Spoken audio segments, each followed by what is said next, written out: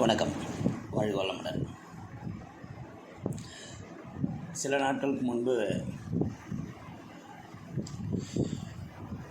வலைதளங்களில் படித்த ஒரு பதிவு, அகத்தியர் பரிபூரணம் 400 என்ற ஒரு நூலில் இருந்து எடுத்து சொல்லியிருந்தாங்க.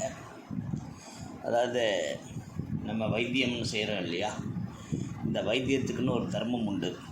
அந்த வைத்தியம் செய்யும்போது அந்த தர்மத்தை கடைப்பிடிக்க வேண்டும் இன்னும் சொல்லி ஒரு நம்ம சித்தர்கள் நமக்கு வகுத்து கொடுத்த ரூல்ஸ் அண்ட் ரெகுலேஷன் வச்சுக்கலாம். அதை அந்த விஷயத்தை அகத்தியர் எதில் சொல்லியிருக்காருன்னா, கர்மகாண்டம்ங்கிற நூலில் சில பாடல்களில் சொல்லியிருக்காரு. சித்தர்கள் பொதுவாக அவரோட பாடல்கள்லாம் பார்த்தோம்னா ரொம்ப எளிமையான தமிழில் இருக்கும். இருந்தாலும் நம்மளை மாதிரி ஆளுங்களுக்கு அது ரொம்ப கடினமான தமிழாக தான் தோணுது.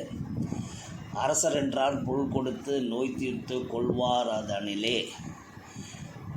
இந்தனுக்கு தர்மம் இல்லை, நீசன் என்று எளியோருக்கு வைத்தியம் செய்ய நிலையாத தர்மம் அது நிலைக்கும் என்று பிரியமுடன் குரு வேதியர் தான் சொன்னார்.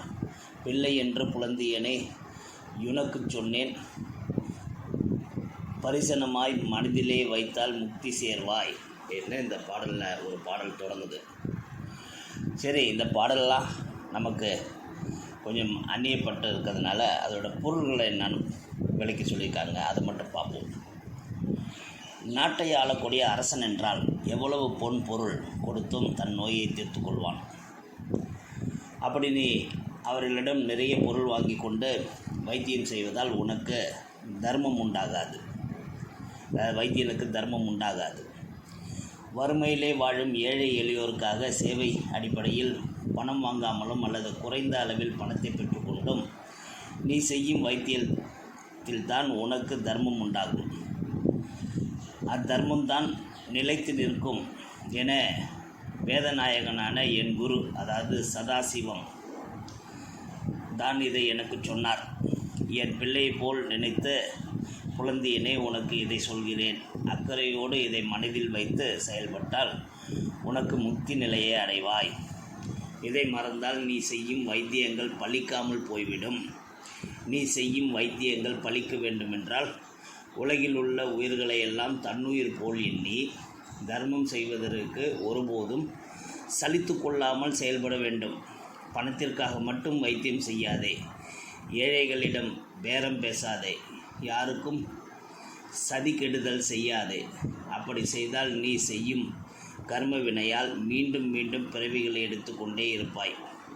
தர்ம சிந்தனையுடன் எப்போதும் தர்மம் செய்வாயானால் பிறப்பு இறப்பு மோட்சம் போன்ற நிலைகள் உண்டாகும், பரலோக பதவி கிடைக்கும். எனவே எப்போதும் தர்ம சிந்தனையோடும் குருவை மனதால் நினைத்து வணங்கிவிட்டு மருந்தை செய்யவும்.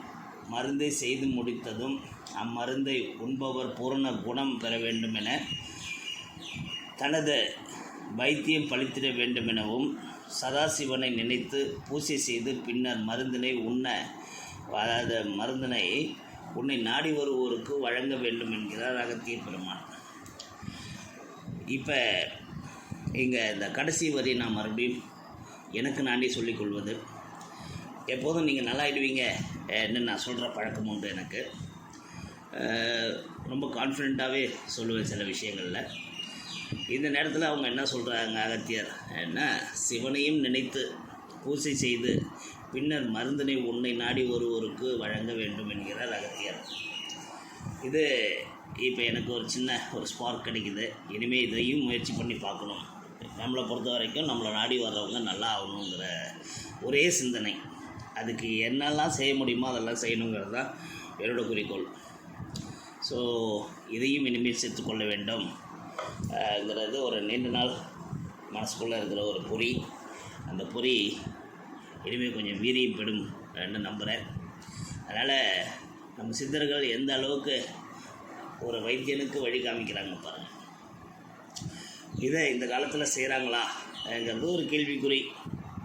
செய்கிறவங்களும் இருக்கிறாங்கல்ல, நல்லவங்களும் நாடி போகிறது தான் நம்மளோட நல்ல நேரம்ங்கிறது அங்கே தான் ஆரம்பிக்குது. அதனால் நல்லவர்களை நாடுங்கள், நல்லதை நாடுங்கள், நல்லதே நடக்கும். வாழ்க வளமுடன், நலமே சூழ்க.